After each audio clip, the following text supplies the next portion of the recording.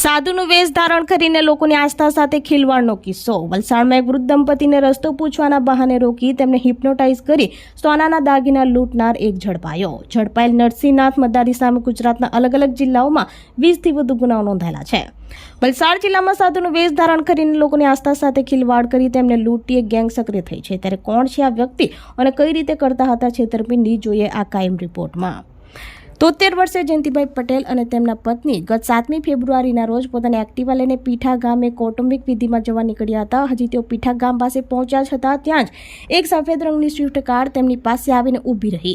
કારમાં 2 વ્યક્તિઓ સવાર હતા, જેમાંથી એકે ભગવા વસ્ત્રો ધારણ કરેલા હતા અને તે સાધુ જેવો દેખાતા હતા. આ ઠગબાજોએ ખૂબ જ વિનમ્રતાથી નાસિક જવાનો રસ્તો પૂછ્યો અને ત્યારબાદ જયંતિભાઈને વાતોમાં પરોવી દીધા. વાતોમાં સાધુના વેશમાં રહેલા અમરનાથ પઢિયારે વૃદ્ધાને પોતાની વિશિષ્ટ શક્તિઓ દર બતાવ્યો અથવા તો લાલચ આપી તેમને હિપ્નોટાઇઝ કર્યા હતા.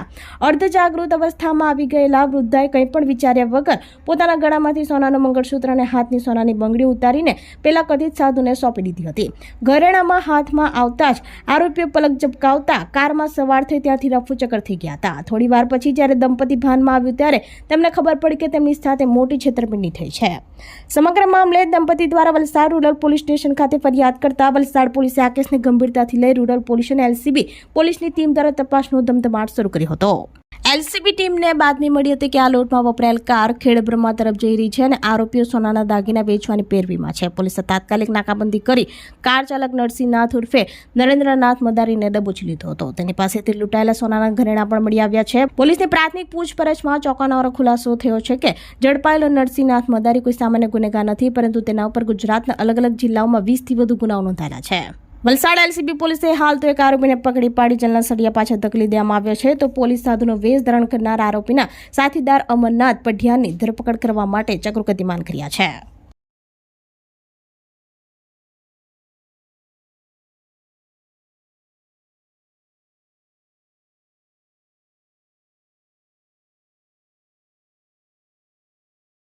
વલસાડ રૂરલ પોલીસ સ્ટેશનમાં ગઈ તારીખ 7/2/2024 રોજ એક ફરિયાદ દાખલ કરવામાં આવી હતી.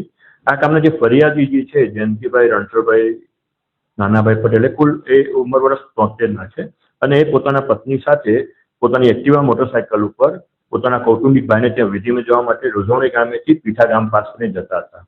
આ દરમિયાન પીઠા ગામ પાસે એક ભગવા કપડાં પહેરેલો ઈસમ અને એની બાજુમાં એક ડ્રાઈવર પોતાની 4 વ્હીલ ગાડીમાં આ જે વૃદ્ધ દંપતી છે એને રોકે છે અને નાસિક જવાનો રસ્તો પૂછે છે અને ધીરે ધીરે એની સાથે વાતો કરવાનું શરૂ કરે છે. ત્યારબાદ એ જે આ વૃદ્ધ દંપતી છે એને હિપ્નોટાઇઝ કરી અને જે વૃદ્ધ દંપતીમાં જે પત્ની છે એમના ગળાનું સોનાનું મંગળસૂત્ર અને હાથની બંગડીઓ એ લઈ અને આવી ઠગાઈ કરીને આ જે કાર ચાલક જે છે અને જે ભગવાધારી વ્યક્તિ હતો એ ત્યાંથી નાસી જાય છે. આ અનુસંધાને પોલીસ સ્ટેશનમાં ફરિયાદ આપતા જયંતિભાઈની ફરિયાદ અનુસંધાને ગુનો દાખલ કરવામાં આવ્યો હતો અને ગુનાની તપાસ હાથ ધરવામાં આવી હતી. આ ગુનાના અનુસંધાને કુલ 2 આરોપીઓ અત્યાર સુધીમાં આઈડેન્ટિફાય થયા છે. એક જે આરોપી છે જે નરસિંહનાથ ઉર્ફે નરેન્દ્રનાથ સમજુનાથ મદારી અને જે અન્ય આરોપી જે છે એવા અમરનાથ પઢિયાર કરીને 2 આરોપી જે છે એ ગુનામાં ઇન્વોલ્વ હોવાનું ખબર પડી હતી. તપાસ દરમિયાન એલસીબીને એવી ચોક્કસ માહિતી મળી હતી કે આ એક જે ગાડી ચલાવનાર ઈસમ જે છે એ ખેડબ્રહ્મા જે છે એ તરફ હોવાની અમને બાતમી હતી. તેથી એ માહિતીના આધારે તેઓ ત્યાં તપાસમાં હતા અને મળેલી માહિતી મુજબ જે આરોપી જે છે એ સોના ચાંદીના દાગીના વેચવા માટે નીકળેલો હતો અને તેની નાકાબંધી કરી જે ગાડી ચલાવનાર આરોપી હતો નરસિંહનાથ સમજુનાથ મદારી એને નાકાબંધી કરીને પકડી પાડવામાં આવ્યો હતો. આરોપી પાસેથી ગુનામાં જે સોના ચાંદીના દાગીના ગયેલા એ પણ રિકવર કરવામાં આવ્યા હતા. વધુ આરોપીને પોલીસ વલસાડ જિલ્લામાં લાવી તેની પૂછપરછ કરવામાં આવી હતી.